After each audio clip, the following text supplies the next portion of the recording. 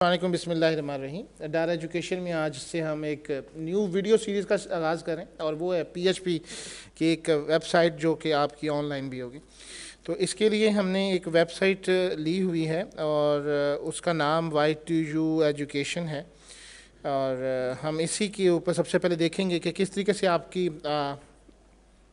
Offline और online system कैसे होगा।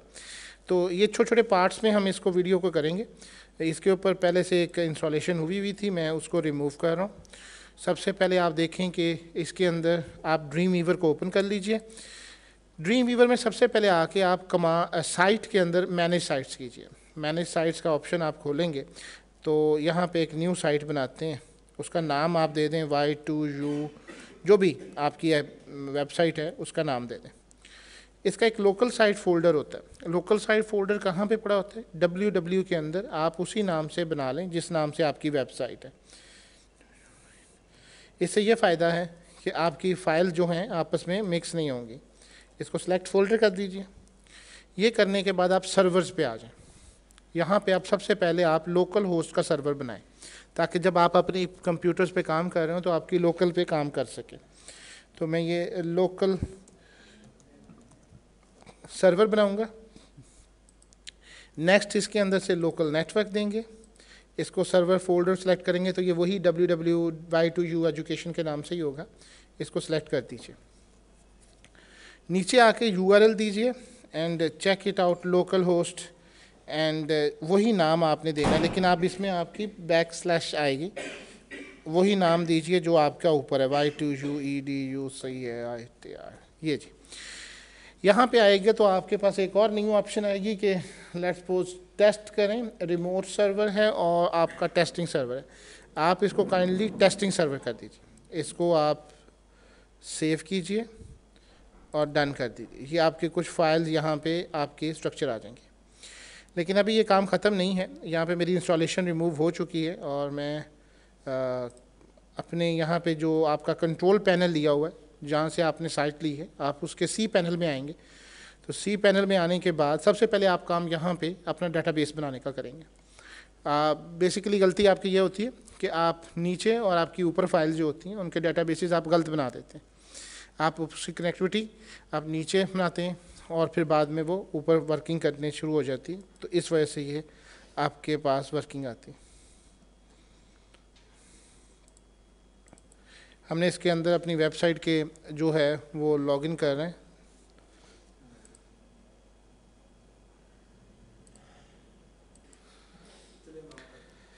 मेहरबानी।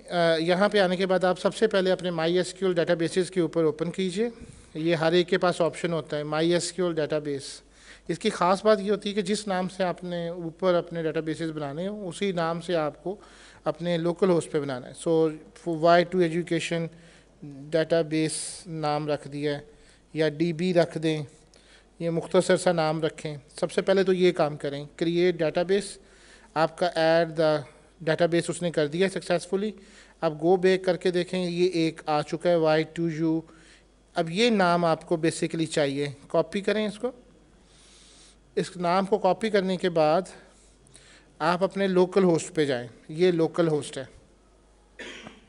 जब आप लोकल होस्ट पे आ जाएंगे तो आप यहाँ पे PHP माई एडमिन में आएँ। ये उसी जगह पे है मेरा सिस्टम। यहाँ पे डाटाबेसेस क्रिएट करें। जब वो डाटाबेस क्रिएट करे तो वही नाम जो आपका ऊपर है वो दे दें, क्रिएट। ये डाटाबेस बन चुका है। इस वक्त आप आके देखें तो Y2U educa_db के नाम से आपका बन गया। पहला स्टेप तो आपको ये करना है। दूसरा स्टेप आपका ये है कि जब आप ये डाटाबेस बना लेते हैं तो इसका कोई यूज़र नहीं बना हुआ, आपको यूज़र भी चाहिए। जब आप कनेक्टिविटी की बात करते हैं तो आपको दो चीज़ें इंपॉर्टेंट तीन हैं। एक तो आपको ये बताना होता है कि सर्वर को तीन चीज़ें ज़रूरी होती हैं। एक सर्वर नेम बताना होता है, एक आपको डाटाबेस का नेम बताना है, एक आपको पासवर्ड बताना है और यूज़र बताना है। कुल चार चीज़ें चाहिए आपको। तो फॉर एग्ज़ाम्पल मैं ये एडमिन बनाता हूँ और इसको एडमिन करने के बाद इसका मैं पासवर्ड जो है कोई रख देता हूँ। लेट्स सपोज मैं पाकिस्तान रख रहा हूँ। ये वीक है लेकिन वो कह रहा है कि मस्ट बी एटलीस्ट 100 होनी चाहिए, पाकिस्तान एंड लाहौर 1 2 3। चलें जी, अब इसको मौका मिल जाना चाहिए, पाकिस्तान एंड 2 3 सेम है।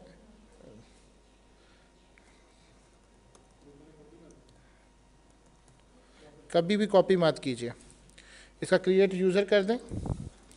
जब आप क्रिएट यूज़र करेंगे तो वो इसको कर रहा है, इसका save password and go back. अब यहाँ पे एक यूज़र भी आ चुका है, जिस तरह आपने किया है बिल्कुल सेम। अब आप यहाँ से आएँ और लोकल होस्ट में भी एक आने के बाद यूज़र्स पे आएँ, यहाँ पे आपके पास ऐड यूज़र करें और अब उसका वही यूज़र नेम दें जो आपने दिया है और इसको आप लोकल होस्ट कर दें। यानी जो काम आपने वेबसाइट के ऊपर करना है, आप ऑनलाइन करना है, वही आपने नीचे उसी नाम से बनाने। मैं पासवर्ड भी सेम रख रहा हूँ।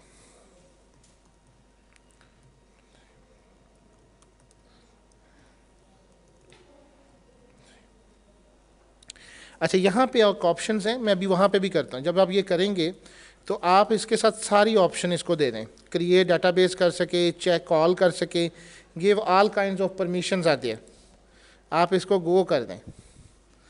You have added a new user, check it out, ये एडमिन आपका ये बन चुका है। अभी आपकी जो आपकी अपर वेबसाइट है, ऑनलाइन वेबसाइट है, उसमें आपने बेशक ये क्रिएट कर दिया है, लेकिन आपने इसके जो हैं राइट्स हैं वो आपने इसको मार्क नहीं किए हैं। यहाँ से ऐड करवाएं,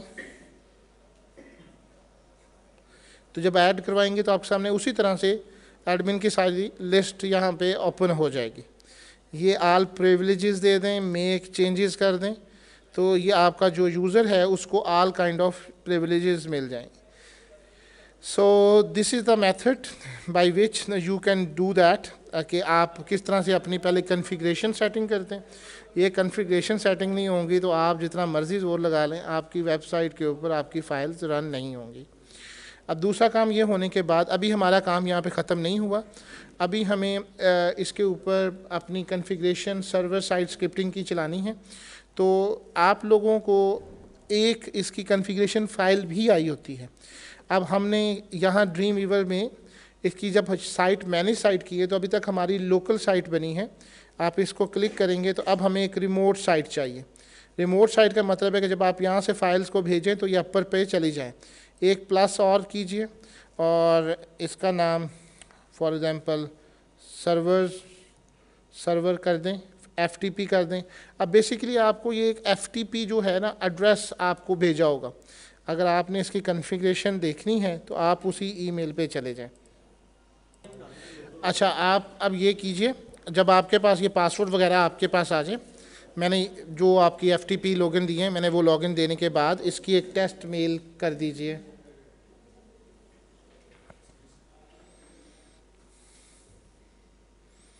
मैं इसको क्लोज कर देता हूँ।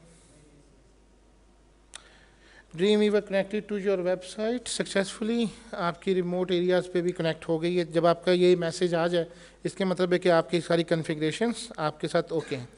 अब ये आपके 2 सर्वर्स इसके साथ कनेक्टेड होने, आप इसको सेव कर दीजिए। Done, thank you very much, अल्लाह हाफिज़। इंशाल्लाह इन द नेक्स्ट लेक्चर में हम इसको डिस्कशन करेंगे कि किस